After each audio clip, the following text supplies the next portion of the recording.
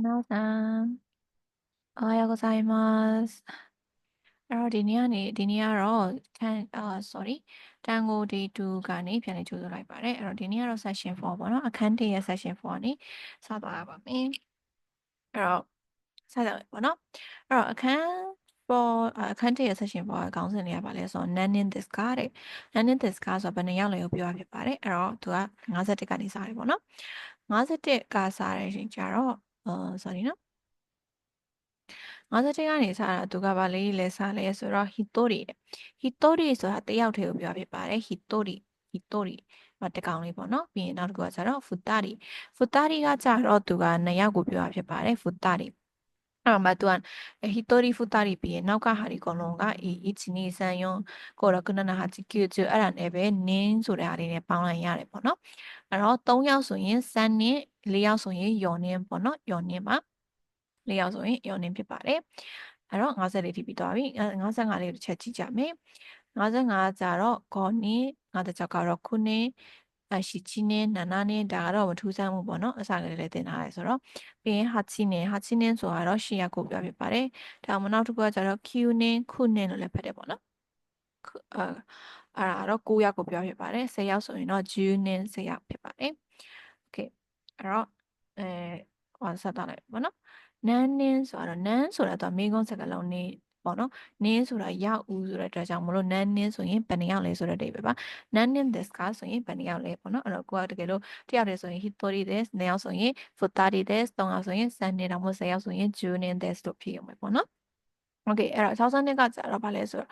otona တဲ့ otona ဆိုတာကျတော့ adult တွေကိုပြောတာပေါ့နော် adult ဆိုတာကြီးတဲ့လူတွေပေါ့နော်ဘယ်လိုပြောလဲအသက်ကြီးရဲ့မဟုတ်အရွယ်ရောက်ပြီပေါ့နော်အရွယ်ရောက်ပြီဆိုရင် otona လို့ခေါ်ပါတယ်ကလေးဆိုရင်တော့ခိုတိုမို့ပေါ့နော်63ကပါတယ်လေခိုတိုမို့ကလေးဖြစ်ပါတယ်63ပေါ့နော်64ကကြတော့ otoko no hito otoko no hito ကကြတော့ဒီမှာဆိုရင်သူကယောက်ျားလေးပေါ့နော်ယောက်ျားလေးကိုမတော်ရင်နည်းနည်းလေးအရွယ်ရောက်ပြီးသားယောက်ျားလေးဆိုရင် otoko no hito လို့ခေါ်သုံးတယ်အရွယ်မရောက်သေးတဲ့ယောက်ျားလေးမှာဆိုကလေးလေးဆိုရင်သူက otoko no ko လို့သုံးပါတယ် otoko no ko လို့သုံးတယ်ပေါ့နော်65ကကြတော့ onna no hito တော့ဒါအရွယ်ရောက်ပြီးသားကောင်မလေးပေါ့နော်အရွယ်ရောက်ပြီးသားမိန်းကလေးဆိုရင် onna ဆိုတာကကြတော့မိန်းမဆိုတဲ့အဓိပ္ပာယ်ရပါတယ် otoko ဆိုယောက်ျားဆိုတဲ့အဓိပ္ပာယ်ရတယ်ပေါ့နော်အဲ့တော့ onna no hito ဆိုရင်အမျိုးသမီးကြီးပေါ့နော်ပြောမှဆိုအရွယ်ရောက်ပြီးတဲ့အမျိုးသမီးonna no ko ဆိုခိုကကြတော့ကလေးကိုပြောတာပေါ့နော်အဲ့တော့မိန်းကလေးငယ်ငယ်လေးဆိုတဲ့အဓိပ္ပာယ်ပါအဲ့လိုပေါ့နော်โอเคအဲ့တော့ရမယ်လို့ထင်ပါတယ်60ခုပြီးရင်ကျတော့68က60ခုဆိုရင်ပြီးသွားပြီပေါ့နော်အခန်းလေးရအဲ့တော့ nanny this ကပြီး session 4ကပြီးသွားပြီအဲ့တော့ session 5ပါဆက်သွားလိုက်မယ်ပေါ့နော်အဲ့တော့ session 5က nani nani ခါလာခိမရှတာတဲ့ကွက်လက်စီကနေလာခဲ့ပါတယ်ဆိုတဲ့အဓိပ္ပာယ်ပါပါတယ်လေ nani nani ခါလာခိမရှတာကွက်လက်စီကလာခဲ့တယ်ပေါ့နော်ဥပမာနဲ့ဆိုရင်မြန်မာခါလာခိမရှတာဆိုရင်မြန်မာကနေလာခဲ့တယ်ဆိုတဲ့အဓိပ္ပာယ်ပေါ့နော်အဲ့လိုမျိုးပါအဲ့တော့68ကကျတော့မိနစ်နံပါတ်68ကခုနှစ်ဆိုတာနိုင်ငံကိုပြောဖြစ်ပါတယ်ခုနှစ်ဝါတာရှိနိုခုနှစ်ဝမလေးရှားတဲ့မလေးရှားဆိုတော့မလေးရှားကိုပြောပါတော့မလေးရှားလို့ဖတ်တယ်ဗါလေမလေးရှားပေါ့နော်မလေးရှားကိုပြောဖြစ်ပါတယ်အဲ့တော့ကိုတိုင်းပြည်ကိုပြောတောင်းလို့ရတယ်ပေါ့နော်လူမျိုးပါ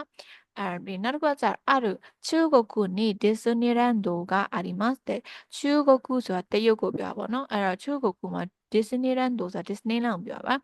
အာရီမဆိုတာရှိတယ်ဒါကကျတော့အရင်နေ့ကပြောထားတဲ့အတိုင်းအာရုနဲ့အီရုဆိုမှရှိတယ်ဒါတက်မဲ့ရှိရပါတော့အဲ့တော့ Disneyland တို့ကတက်မဲ့ဖြစ်တဲ့အတွက်ကြောင့်မလို့သူကအာရီမတ်နဲ့တုံးတယ်တက်မဲ့ရှိနေတုံးရတယ်ပေါ့နော်90ကတော့ဒိုချီရာကကြတော့ဘယ်ဘက်လဲဆိုတဲ့အဓိပ္ပာယ်ပါအဲ့တော့အိုကူနီဝါဒိုချီရာဒက်စကာဆိုရင်ဘယ်နိုင်ငံလဲလို့ပြောချင်တာပေါ့နော်ဘယ်မှာနေလဲပေါ့နော်အဲ့လိုမျိုးပြောတာပါအဲ့တော့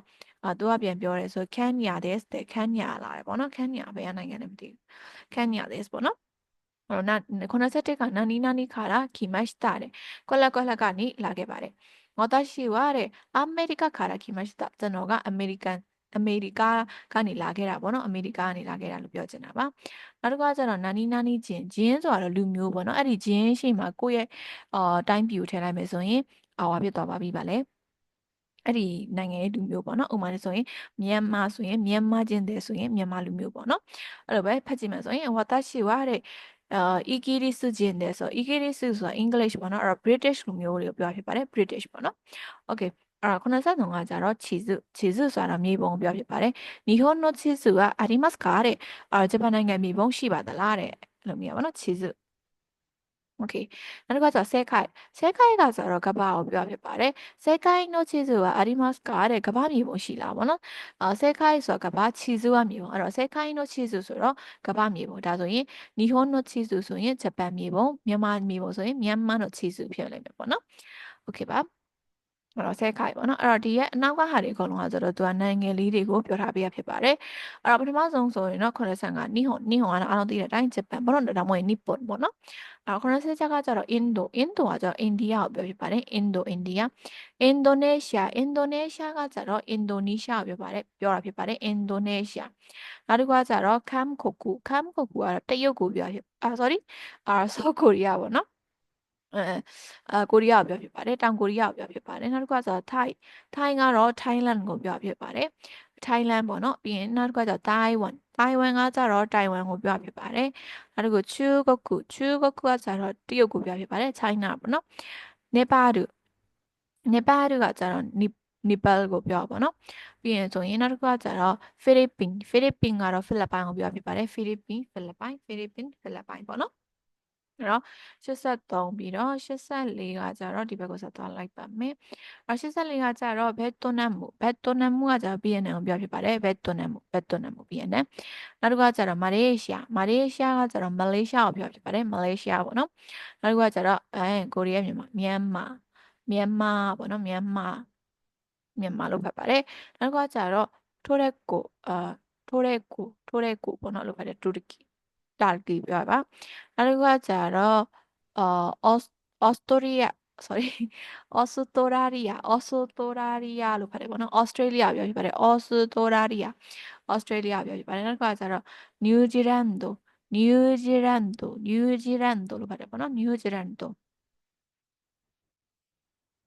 နောက်တစ်ခုကကျတော့အမေရိကကတော့အမေရိကာကိုပြောဖြစ်ပါတယ်နောက်တစ်ခုကကျတော့ကာနာဒါက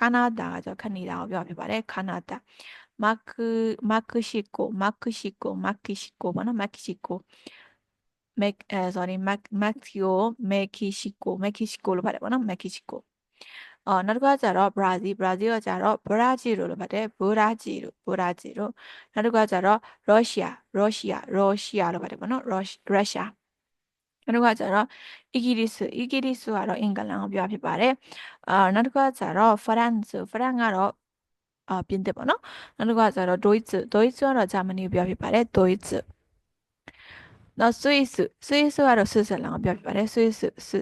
စ်ပေါ့နော်ပြောမယ်ဆိုရင်နောက်တစ်ခါကျတော့အီတလီကတော့အီတလီကိုပြောဖြစ်ပါတယ်နောက်တစ်ခုကစပိန်ကကျတော့စပိန်နိုင်ငံကိုပြောဖြစ်ပါတယ်နောက်တစ်ခုကကျတော့တလုံးကြီးတွေဖတ်မယ်ဆိုရင်Egypto လို့ဖတ်တယ်ပေါ့နော်အဲ့တော့ Egypt ကိုပြောပြပါတယ် Egypto ပေါ့နော်သူအတန်လေးတော့နည်းနည်းဖျောက်ဖက်မယ်လို့ထင်ပါတယ်နောက်တစ်ခုကကျတော့ Kenya ပေါ့နော် Kenya ဆို Kenya ပဲပေါ့နော် Kenya ဒါဆိုလဲ Egypto လို့ပဲပေါ့နော် Egypto အဲ့လိုဖြစ်ပါလိမ့်မယ်အဲ့တော့ဒီအခန်းလေးကတော့ဒီမှာဆိုရင်sorry ဒီမှာကျန်နေရနော်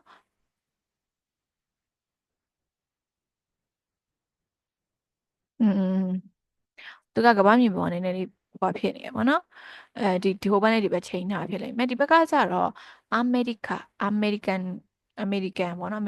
တောင်အမေရိကမြောက်အမေရိကတိုက်တာကတော့မြောက်အမေရိကတိုက်ကြီးပေါ့နော်ဒီဘက်ကတောင်အမေရိကတိုက်နောက်တစ်ခုကကျတော့ဒါကကျအာဂျီယာကတော့အေရှာကိုပြောဖြစ်ပါတယ်ဒီမှာမြန်မာနိုင်ငံဆက်တော့ကလေးပါတယ်ပေါ့နော်နောက်တစ်ခုဒီဘက်ကျတော့ယောရောပကကျတော့ယူရိုကိုပြောပါတော့ဥရောပတိုက်ကိုပြောဖြစ်ပါတယ်နောက်တစ်ခုကကျတော့ဒီမှာဆိုရင်အာဖရိကကျတော့အာဖရိကတိုက်ပေါ့နော်နောက်တစ်ခုကကျတော့ဩစတြေးလျတိုက်ဆိုတော့သူမထည့်ထားဘူးပေါ့နော်အဲ့ဒါတော့ကမ္ဘာမြေပုံဖြစ်ပါတယ်နောက်တစ်ခုကကျတော့chapter 2ရောက်သွားပြီပေါ့နော်chapter 2ကတော့နောက်ဗီဒီယိုမှာပဲထပ်တွေ့ကြပါမယ်နောက် chapter 2မှာတော့အခန်း5ခန်းပေါ့နော်အဲ့တော့အခန်း1ကမီနင်းလေးတွေကိုလည်းချက်ထားကြမယ်ပေါ့နော်အ chapter 2ကတော့ဘန်ကျော်ဆိုတဲ့ခေါင်းစဉ်အောက်မှာကကိုကြောင်းပါမယ်ခါစနံပါတ်1ကြောင်းပါမယ်ယောဟီဆိုတာကကျတော့ day of the week ပေါ့နော်အဲ့လိုဒီနေ့လာအင်္ဂါဘုလို့ကြာတော်လေးပြောဖြစ်ပါတယ်ခုတ်တူပါပြီးရင်စကားလုံးတွေပေါ့နော်ပြီးရင်ဘန်ကျော်လေ့လာတဲ့စကားလုံးတွေပါမယ်ပေါ့နော်အဲ့တော့ chapter 2ကတော့နောက်နေ့မှဆက်သွားပါမယ်အဲ့တော့ဒီနေ့ကတော့ဒီလောက်ပါပဲအားလုံးကိုကျေးဇူးတင်ပါတယ်じゃあまた後の動画で会いましょう